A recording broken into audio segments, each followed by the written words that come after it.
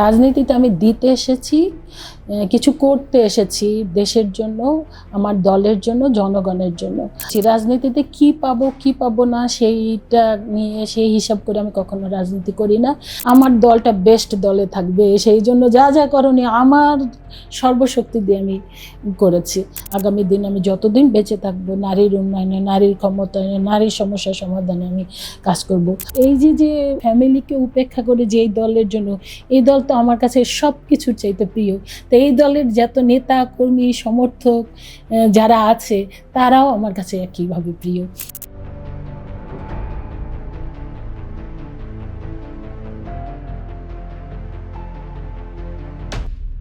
প্রিয় দর্শক, আবারও হাজির হয়ে গেলাম আমাদের নতুন আরেকজন অতিথিকে নিয়ে।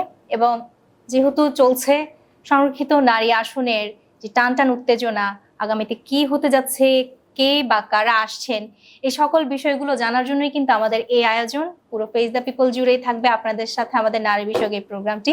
আমাদের সাথে আছেন তিনি সাবেক এমপি ও বিএনপির কেন্দ্রীয় কমিটির সহ শিক্ষা বিষয়ক সম্পাদক। আমাদের সাথে আছেন হেলেন জেরিন খান। আসসালামু আলাইকুম আপু, এবং কেমন আছেন প্রথমে একটু জানতে চাইবো। আলহামদুলিল্লাহ আছি, মোটামুটি ভালো আছি। তো সামনেই তো সংরক্ষিত নারী আসন নিয়ে নির্বাচনটি হতে যাচ্ছে। প্রথমত একটু জানতে চাই, সংরক্ষিত নারী আসনে আপনাকেই বেছে নিবে, এতে আপনি কতটুকু আত্মবিশ্বাসী? ধন্যবাদ আপনাকে, ধন্যবাদ দর্শক শ্রোতাদেরকে। অত্যন্ত গুরুত্বপূর্ণ সময় আপনি এসেছেন, সেই জন্য আবারও আপনাকে আমি আমার ব্যক্তিগত পক্ষ থেকে ধন্যবাদ দিচ্ছি। দেখুন, আমি 2001-এ সংরক্ষিত নারী আসনের এমপি ছিলাম, আর 2008-এ আমি সরাসরি নির্বাচন করেছি। আর এই দীর্ঘ 17 বছর আমার বিরুদ্ধে প্রায় 14টির মতো মামলা ছিল। এবং এই 17 বছর না, আমার একদম রাজনীতির ডে ওয়ান থেকে আমি বলতে পারেন যে আমি কোনোদিনই রাজনীতিতে ফাঁকি বলতে যে জিনিসটা, এটা কখনো করি নাই। আমি সবসময় রাজনীতির ফ্রন্ট লাইনে থেকেছি, এবং আমি সবসময় এইটাই, রাজনীতিতে কি পাবো কি পাবো না এই চিন্তা করে রাজনীতি করি নাই। রাজনীতিতে এসছি দেবার জন্য এটা চিন্তা করেছি। আর সর্বশেষ আমার দলটা বেস্ট দলে থাকবে, সেই জন্য যা যা করণীয় আমার সর্বশক্তি দিয়ে আমি করেছি। তো সব মিলিয়ে, আর পার্লামেন্টে তো যদি আপনি বলেন, যেটা আমাদের গতকালকে আমাদের সিনিয়র যুগ্ম মহাসচিব বলেছিলেন যে আমরা অবশ্যই ত্যাগী, পরীক্ষিত, এবং পার্লামেন্টে যারা কথা বলতে পারবেন। সত্যিকার অর্থে পার্লামেন্ট তো একটা আইন প্রণয়নের জায়গা, পার্লামেন্ট অনেকটা ডিবেটের জায়গাও। কারণ যে কোনো একটা স্পিচ দিলে সেটার একটা কাউন্টার আবার কিন্তু স্পিচের মুখোমুখি হওয়ার সম্ভাবনা থাকে। তারপরে ধরেন যে কোনো বিল নিয়ে আসা হয়, সেটার উপরে ডিসকাশন করতে হয়। তো সব মিলিয়ে যদি সৎ, যোগ্য, দক্ষ, পরীক্ষিত নারী নেত্রী হয়, সেই বিচারে তো আমি মনে করি সবার আগে এগিয়ে থাকবো। যদি সংরক্ষিত নারী আসনে আপনি যান, জায়গাটি করে নিতে পারেন এবং আপনাকে নির্বাচিত করা হয়, সেই ক্ষেত্রে আপনার উদ্দেশ্য কি থাকবে এবং আপনার পরিকল্পনাটি কি থাকবে? আমি লক্ষ্য নির্ধারণ করেছি। সেটা হলো যে, ধরেন আমি প্রথমত যে আমি ইডেন কলেজের ছাত্রনেত্রী হিসাবে কিংবা ভিপি হিসাবে, নির্বাচিত ভিপি হিসাবে সব মিলিয়ে আমি প্রায় 10 বছরের মতো ছাত্রীদের মধ্যে জীবনযাপন করেছি। ছাত্রছাত্রীদের মধ্যে সবচেয়ে বেশি সময় রেখেছি, ছাত্রীদের সেবায় নিয়োজিত করেছি। এটা 10 বছর। আর 10 বছর আমি জাতীয়তাবাদী মহিলা দলে আছি। এই মহিলা দলে থাকাকালীন আমি সারা বাংলাদেশের নারীদের এর ব্যাপারে আমি কিন্তু মোটামুটি ওয়ার্ক করেছি। বিভিন্ন জেলায় গিয়েছি, উপজেলায় গিয়েছি। প্রত্যেকটা নারীর সাথে প্রতিদিনই আমার কিন্তু প্রায় 50-60 জন নারীর সাথে কথা হচ্ছে, ওভার টেলিফোনে কথা হচ্ছে, সাক্ষাৎ হচ্ছে। এগুলো আমি কিন্তু নির্ধারণ করে ফেলেছি যে আমি আমার আগামী দিন আমি যতদিন বেঁচে থাকবো নারীর উন্নয়নে, নারীর ক্ষমতায়নে, নারীর সমস্যা সমাধানে আমি কাজ করব। আর সেকেন্ড থিং হলো যে আমি ইডেন কলেজের ছাত্রনেত্রী হিসেবে এবং জাতীয়তাবাদী ছাত্র দলের হিসেবে আমি দীর্ঘ সময় কাজ করেছি। এবং এখন আমি শিক্ষা বিষয়ক সহ সম্পাদক। এখানে আমি এই শিক্ষাক্ষেত্রে আমি কাজ করতে চাই। হ্যাঁ, আমি কাজ করতে চাই। থার্ড হলো, আমি আমার জন্মস্থান মাদারীপুর, সেই মাদারীপুরের আমার এলাকার জনগণের তো আমার অনেক প্রত্যাশা। আমার বাবা আমাকে তৈরি করেছেন, আমার ভাই আমাকে তৈরি করেছেন, আমার এলাকার জনগণ ভীষণভাবে প্রত্যাশী। তো আমি সেই জায়গায় আমি কাজ করতে চাই আমার দলের একজন হয়ে। তো এই 3টা লক্ষ্য আমি নির্ধারণ করেছি যে এই জায়গাগুলোতে আমি কাজ করব। যদি আপনাকে বেছে না নেওয়া হয়, সেক্ষেত্রে আপনার কি করণীয় থাকবে? এবং আপনি যে প্রতিজ্ঞাবদ্ধভাবে যে কাজগুলো করার অঙ্গীকার করছেন, সেগুলোকে আপনি এগিয়ে নিয়ে যাবেন কিনা ভবিষ্যতে? আপনাকে আগেই বলেছি, রাজনীতিতে কি পাবো কি পাবো না সেইটা নিয়ে সেই হিসাব করে আমি কখনো রাজনীতি করি না। রাজনীতিতে আমি দিতে এসেছি, কিছু করতে এসেছি দেশের জন্য, আমার দলের জন্য, জনগণের জন্য। তো সেই কাজটা করতে চাই এবং সেই কাজটা করবার জন্য অবশ্যই দলের সহযোগিতা দরকার। এখন দল আমাকে যেভাবে সহযোগিতা করবেন, যেখানে কাজে লাগবেন, আমি সেইভাবেই কাজ করে যাব। আমি যতদিন বেঁচে থাকবো এই দলের সাথেই থাকবো, এই দলের হয়েই কাজ করব এবং আমি আমার শক্তি, আমার মেধা, আমার অর্থ, আমি সব কিছু দিয়ে এই এই দেশের জন্য, এই দেশের জনগণের জন্য এবং সর্বোপরি আমার দলের জন্য আমি কাজ করে যাব।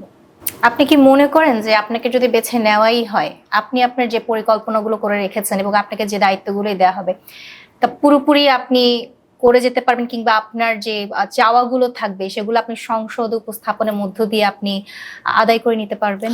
আল্লাহ পাকে যদি আমাকে বাঁচিয়ে রাখেন আর আমি যদি সুস্থ থাকি, আমি আমার শেষ নিঃশ্বাস পূর্ব পর্যন্ত আমি কাজ করে যাব। আমি জানি না সত্যিকার অর্থেই আপনি মানে যে কোনো বিষয়ে মানুষের প্রত্যাশা, লক্ষ্য থাকে, সে তার একদম লক্ষ্যের শেষ জায়গায় যে পৌঁছাতে পারে, কখনো এমন নাও হতে পারে। কিন্তু জনগণ দেখতে চায় কিংবা জনগণ বুঝতে চায় যে তার ইচ্ছা, সদিচ্ছা আছে কিনা। হ্যাঁ, আমি আমার সদিচ্ছা পুরোপুরি এখানে প্রয়োগ করতে চাই। এখানে যেন কেউ প্রশ্ন না তুলতে পারে যে না, আমার এখানে কোনো ব্যত্যয় ঘটেছে, আমি এখানে কোনো গাফলতি করেছি, কোনো অনীহা প্রকাশ করেছি, অথবা নিজের স্বার্থ দেখেছি। এই কাজটা আমি কখনোই করব না। যারা নির্বাচিত হবেন কিংবা আপনার মতো আরো যারা আপনার সহকর্মীরা আছেন, একজন শুভাকাঙ্ক্ষী হিসেবে আপনার দুটো লাইন কি থাকবে? দেখেন, এই দলকে আমি এতই ভালোবাসি। কখনো কখনো আমার মা মারা গিয়েছেন 92-তে। তো যখন এমনও হয়েছে মায়ের অনেক কথা অমান্য করে আমি দলের কাজে চলে গিয়েছি। মা অসুস্থ হয়েছে, সেটাকে গুরুত্ব না দিয়ে আমি দলের কোনো প্রোগ্রাম সফল করবার জন্য ছুটে গিয়েছি। আবার আমার ছোট ছোট দুটো বাচ্চা। পৃথিবীতে একটা মানুষের সবচেয়ে প্রিয় কি? বাবা মা। এবং সবচেয়ে প্রিয়, তার চাইতে প্রিয় হয় যখন সে মা হয়ে যায়। হ্যাঁ, বাবা মা এবং সন্তানের চাইতে প্রিয় একটা মানুষের কাছে আর কিছু হতে পারে না। তাই সেটা কিন্তু অনেক উপেক্ষা করে, সন্তানকে অনেক সময় অসুস্থ রেখেও কিন্তু দেখা গিয়েছে আমি আমার দলের কোনো প্রোগ্রামকে সফল করবার জন্য ছুটে গিয়েছি। আমি যখন সত্যিকার অর্থেই আমরা যখন এই 17 বছরে, আমার বড় বাচ্চাটা তখন 6 বছরের এবং আমার ছোট বাচ্চাটা 3 বছরের, আমি ওদেরকে বাসায় রেখে আমি কিন্তু ছুটে গিয়েছি এবং 14টা মামলা। আমার বাড়ি মাদারীপুর। এই যে এই বাসায় এসছেন, এই বাসার এসছি কিন্তু আমি 10 বছর, কিন্তু এই বাসার ঠিকানাটা আমি কিন্তু কখনো দেই নাই। আমার এসে মোহাম্মদপুরে একটা ফ্ল্যাট আছে, আমি ওই বাসার ঠিকানাটা দিয়েছি। কারণ এই যে 32 নাম্বার, এটা হলো 30 নাম্বার, 32 নাম্বার কাছে দেখা যাবে যে আমাকে বলবে যে আমি এখানে কোনো অঘটন ঘটানোর জন্য এখানে এসে অবস্থান নিয়েছি। এবং যেহেতু আমার বিরুদ্ধে 14টা মামলা ছিল, একটা সময় আমি জানতে পেরেছি যে গুমের যে লিস্টটা ছিল, সেই লিস্টে একমাত্র মেয়ে ছিল এবং সেই মেয়ে ছিলাম আমি। তো সেটা জেনেও কিন্তু আমি একদিনের জন্য ঘরে বসে থাকি নাই। এবং এই যে উপেক্ষা করে, ফ্যামিলিকে উপেক্ষা করে যে এই দলের জন্য, এই দল তো আমার কাছে সব কিছুর চাইতে প্রিয়। তো এই দলের যত নেতা কর্মী সমর্থক যারা আছে, তারাও আমার কাছে একইভাবে প্রিয়। তো এখানে হয়তোবা যেটা আপনি বারবার করে বলছিলেন যে এখানে সবার একটা নির্যাতনের গল্প আছে, সবারই গল্প আছে। আমি মনে করি এখানে যেমন অনেকের অনেকগুলা গল্প আছে এই নির্যাতনের, আর অনেকের হয়তোবা একটা গল্প আছে কিংবা 2টা গল্প আছে, কিন্তু আছে তো, তারা ত্যাগ স্বীকার করেছে। তো সে কারণে আমি মনে করি যে এই দলের সবাই প্রতি আমার ভালোবাসা রইল। যারা যারা এমপি হতে চায় তাদের প্রতি শুভেচ্ছা রইল। বিএনপির যে এই সরকারকে আমরা সর্বোত্তম সহযোগিতা করতে চাই, যে যেখানেই থাকি না কেন। আমরা সেই জায়গায় থেকেই দল এবং সরকার যাতে ভালোভাবে পরিচালিত হয় সেই কাজটি করে যেতে চাই। ধন্যবাদ আপু আপনাকে, এবং আপনার জন্য অনেক অনেক শুভকামনা রইল।